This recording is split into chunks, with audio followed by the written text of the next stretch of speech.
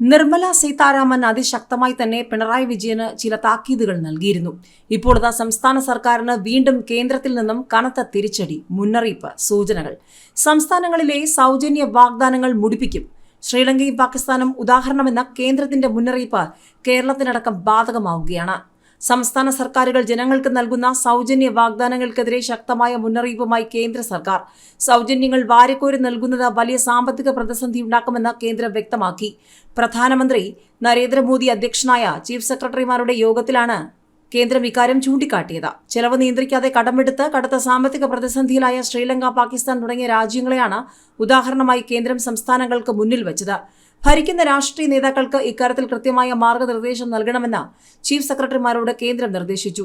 പൊതു തിരഞ്ഞെടുപ്പ് ആസന്നമായ സാഹചര്യത്തിലാണ് സൗജന്യ വാഗ്ദാനങ്ങൾ സംബന്ധിച്ച് കേന്ദ്രത്തിന്റെ മുന്നറിയിപ്പ്. അടുത്തിടെ നടന്ന 5 നിയമസഭാ തെരഞ്ഞെടുപ്പുകളിലും സൗജന്യ വാഗ്ദാനങ്ങൾ നൽകിയായിരുന്നു പാർട്ടികളുടെ പ്രചാരണം. യോഗത്തിൽ ക്ഷേമ പദ്ധതികളും സൗജന്യ വാഗ്ദാനങ്ങളും തമ്മിലുള്ള വ്യത്യാസം വിലയിരുത്തി. പെൺകുട്ടികളുടെ വിദ്യാഭ്യാസം, സ്കൂൾ ഗതാഗതം തുടങ്ങിയ കാര്യങ്ങൾ അംഗീകരിക്കാമെങ്കിലും സൗജന്യ കുടിവെള്ളം, വൈദ്യുതി തുടങ്ങിയ കാര്യങ്ങൾ സംസ്ഥാനത്തിന്റെ ഖജനാവ് ചോർത്തുമെന്നും തെറ്റായ കീഴ്വഴക്കമാകുമെന്നും യോഗം ചൂണ്ടിക്കാട്ടി. ക്ഷേമ പദ്ധതികൾ നടപ്പാക്കാനായി സംസ്ഥാന സർക്കാരുകൾ വരുമാനം മെച്ചപ്പെടുത്തണമെന്നും കേന്ദ്രം ആവശ്യപ്പെട്ടു. ഏതായാലും കിറ്റ് നൽകി അധികാരത്തിൽ വന്ന് എന്ന് പ്രതിപക്ഷം വിമർശിച്ചുകൊണ്ടിരിക്കുന്ന പിണറായി വിജയൻ സർക്കാരിനടക്കം വരും ദിവസങ്ങളിൽ വലിയ ചോദ്യങ്ങളായിരിക്കും ഉയർന്നു വരിക. മാത്രവുമല്ല, ഇത്തവണയും റിപ്പബ്ലിക് ദിന പരേഡിൽ കേരളത്തിന്റെ നിശ്ചല ദൃശ്യത്തിന് അനുമതിയില്ലാത്തതും കേരളത്തിന് തിരിച്ചടിയായി മാറുകയാണ്.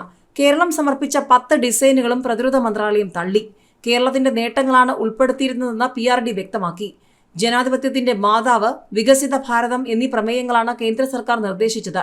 നിശ്ചല ദൃശ്യം ഭാരത് പർവ് എന്ന പരിപാടിയിൽ അവതരിപ്പിക്കാമെന്ന് പ്രതിരോധ മന്ത്രാലയം അറിയിച്ചു.